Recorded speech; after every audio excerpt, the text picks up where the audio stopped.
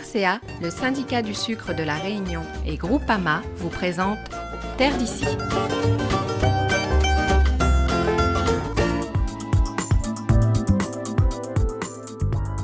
Apporter aux producteurs des solutions concrètes à leurs problématiques de culture, c'est l'un des objectifs du RITA Horticole, le réseau d'innovation et de transfert agricole.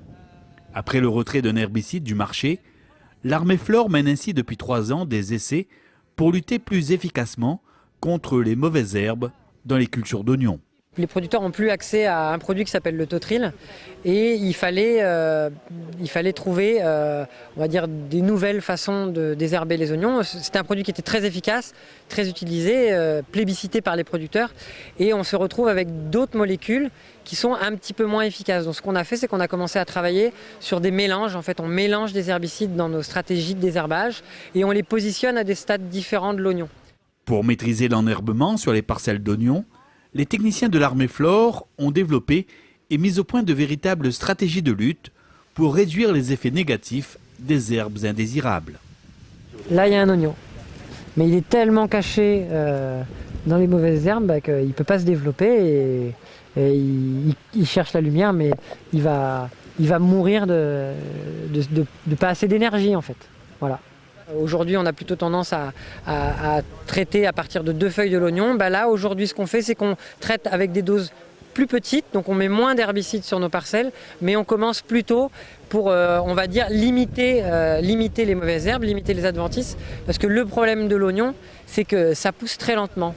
Et comme ça pousse très lentement, les mauvaises herbes, elles poussent plus vite et la concurrence est importante. Donc il faut arriver à limiter les mauvaises herbes au tout début de culture pour que l'oignon ait la place et puisse prendre son essor et que la culture se passe le mieux possible.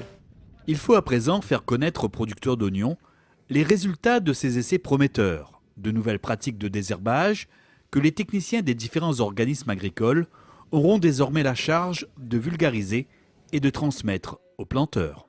Est-ce que les modalités que nous aurons fait ici sera aussi efficace chez l'agriculteur? Aujourd'hui, c'est reprendre ces éléments-là, à les ramener chez les agriculteurs, bien vérifier que là, il apporte la bonne dose aussi, parce que ça aussi, c'est tout un apprentissage aujourd'hui, comme on a tendance à traiter à la main beaucoup encore à la Réunion, bien vérifier que c'est les bonnes doses que les agriculteurs y apportent sur notre parcelle, de manière à ce qu'on voit s'il y a des corrections à faire, s'il y a des choses qui marchent mieux chez les uns, chez les autres, et corriger en fonction de la flore que chacun a chez eux.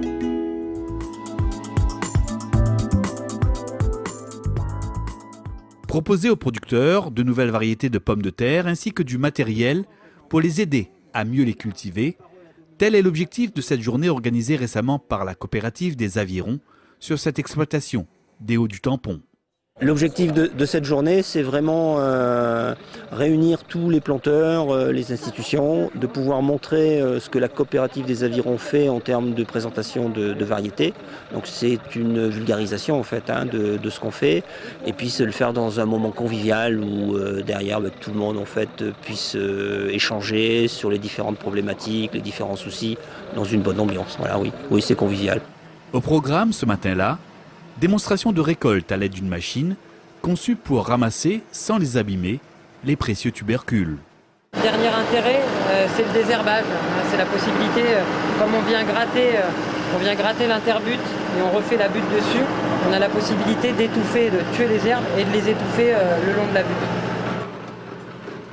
C'est une machine qui permet, de faciliter le travail. Donc, au lieu de faire appel à une main-d'œuvre supplémentaire, donc là, c'est juste l'opérateur, le chauffeur du tracteur qui récolte, toute la parcelle de façon beaucoup plus rapide, avec un débit de chantier beaucoup plus important. Tout aussi important, la fertilisation des sols est aujourd'hui possible avec des produits qui permettent le développement de la vie dans la terre. Bactériosol peut servir d'engrais de production à la première utilisation, mais les résultats sont meilleurs en deuxième plantation, parce que le sol est ensemencé au bactéries. Après, il va mieux travailler, quoi. Voilà. Et aussi, sur le niveau texture du sol, l'aération, la souplesse du sol, les vers de terre, la vie qui réorganise dans le sol. Après la démonstration de récolte, les producteurs sont invités à évaluer et à noter les différentes variétés de pommes de terre, comme ici, la Spunta. Par rapport aux autres, pour moi, c'est la variété la plus fournie, on va dire. En rendement, elle est top.